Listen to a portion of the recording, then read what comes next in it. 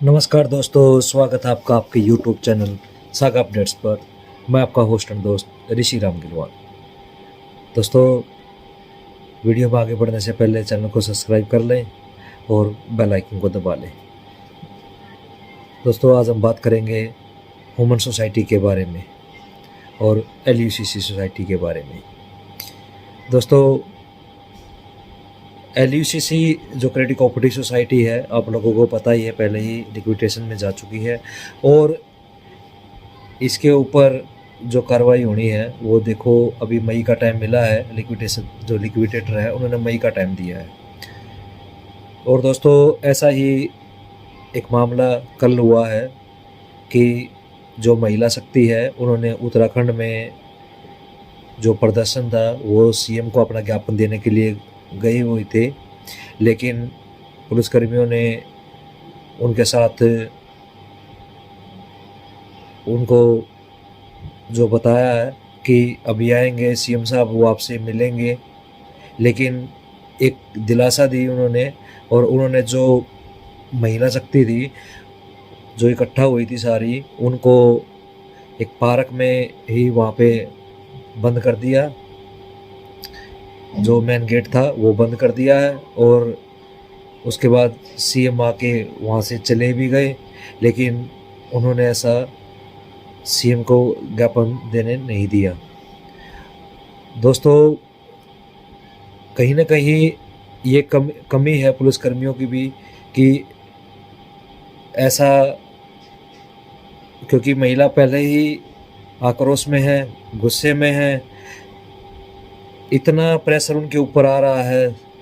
जो भी इसमें कार्यकर्ता है उनके ऊपर इतना ज़्यादा प्रेशर है, जो भी निवेशक है उनके ऊपर कितना प्रेशर है अपने पैसे को लेकर।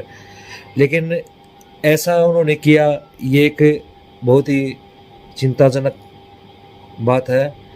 और फिर महिलाओं का गुस्सा, उन्होंने जो रोड जाम करके उनको दिखाया कि हम ये भी कर सकते हैं। क्योंकि दोस्तों, महिला शक्ति बहुत ही आक्रोश में थी और उन्होंने पूरा रोड जाम कर दिया। दोस्तों, ऐसी ऐसी घटनाएं है ना, दिन प्रतिदिन अब बढ़ती ही जा रही हैं और ये एक बड़ा रूप लेती जा रही हैं। अब जितने दिन पेमेंट लेट होती जा रही है, उतने ही आक्रोश ज़्यादा लोगों में होता जा रहा है। और दोस्तों, अब जो ये प्रक्रिया है ये दिन प्रतिदिन और भी ज़्यादा बढ़ती जाएगी। और दोस्तों, ऐसा ही ह्यूमन सोसाइटी को लेकर हरियाणा में हो रहा है। अभी 4-5 कार्यकर्ता को गिरफ्तार किया है। पहले तो वो एक दूसरे का नाम लेते हुए भी डर रहे थे, लेकिन अब जब उनकी गिरफ्तारी हुई है, अब वो एक दूसरे का नाम ले रहे हैं और बता रहे हैं कि पैसा कैसे कैसे आगे जाता था। अब सारी कड़ियाँ सुलझती जा रही हैं, उनसे पता भी चल रहा है कि कैसे कैसे बात होती है। क्योंकि पैसा तो उन्हीं के जरिए ही ऊपर जाता था। अभी सारी बात क्लियर होती जा रही है, पुलिस प्रशासन को भी पता चल रहा है कि ये कड़ी कैसे होती है। लेकिन पुलिस प्रशासन जो छोटे मोटे निवेशक हैं और जो जमाकर्ता हैं उनको गिरफ्तार कर रही है, उनके ऊपर प्रेशर डाल रही है। तो कहीं ना कहीं ये ऐसी ऐसी घटनाएं देखने को हमें मिल रही हैं। ऐसा ही एक मामला पानीपत में आया था कि पानीपत में जो SP हैं उनको ज्ञापन सौंपने गए हुए थे कुछ कार्यकर्ता। उन्होंने उनसे अपील भी की है कि सर, जो ब्रांच मैनेजर हैं या जो सुविधा केंद्र मैनेजर हैं उनको ऐसे क्यों गिरफ्तार किया जा रहा है कि वो तो इसमें इन्वॉल्व भी नहीं है। उनका काम था सिर्फ आगे पैसा, लोगों को एक सुविधा देना था। उनको जो भी उनके पास मान लो जो भी कैश आता था वो तो आगे चेस्ट में ही जाता था, किसी न किसी के थ्रू वहाँ पहुँच जाता था। वो काम आगे उनका था, पैसा कहाँ से कहाँ जा रहा है वो कोई इन्फॉर्मेशन नहीं थी उनको। तो उन्होंने उनसे मांग भी की है, एक डिमांड तो नहीं कह सकते, लेकिन एक उन्होंने बताया है कि ऐसे ऐसे होता है कि इसमें कोई ब्रांच मैनेजर या कोई भी जो जमा करता वो इन्वॉल्व नहीं है, कृपया उनके ऊपर ऐसी कार्रवाई नहीं की जाए। और उन्होंने एसपी साहब ने ये बात बोला भी है कि आगे ऐसा नहीं होगा और ऐसे जो जमा करता है या सुविधा केंद्र संचालक है उनके ऊपर ऐसी कार्रवाई नहीं की जाएगी। उन्हें ऐसा आश्वासन भी दिया है इस बात का।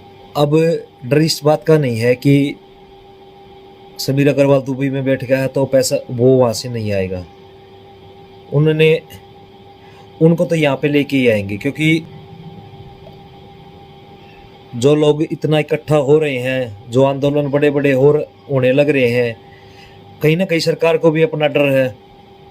अभी जैसे बिहार में इलेक्शन है तो कहीं ना कहीं सरकार को भी इस बात का डर होगा कि कहीं ऐसा ना हो कि हमारी सरकार गिर जाए। तो ऐसे में सरकार भी इन्वॉल्व हो रही है। कई एमएलए हैं, जो भी एमपी हैं, वो भी इसमें इन्वॉल्व हो रहे हैं हमारे साथ। जो बातें करते हैं, बताते हैं कि आपका एक एक पाई दिलाई जाएगी, हमें आश्वासन भी दिया जा रहा है इन बातों का। देखो, समीर अग्रवाल चाहे कहीं पे भी छुप जाए, उनको पकड़ के तो लेके आएंगे, क्योंकि गवर्नमेंट ने इतने रूल बना दिए हैं, या जो भी हमारी ईडी है या हमारे जो स्पेशल जो टीम है, जो भी एजेंसियां हैं, वो उनका सहारा लेके उनको वहाँ से लेके आएगी। जो निवेशकों का या जमाकर्ता का जो भी पैसा है उनका दिलाया जाएगी। हमें घबराने की बिल्कुल ज़रूरत नहीं है। हम जो भी हमारा पैसा है वो हमारे पास ज़रूर मिलेगा।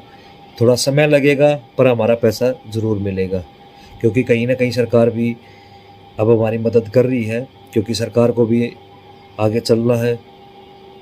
तो कहीं ना कहीं वो भी हमारे झुकने लग रही है।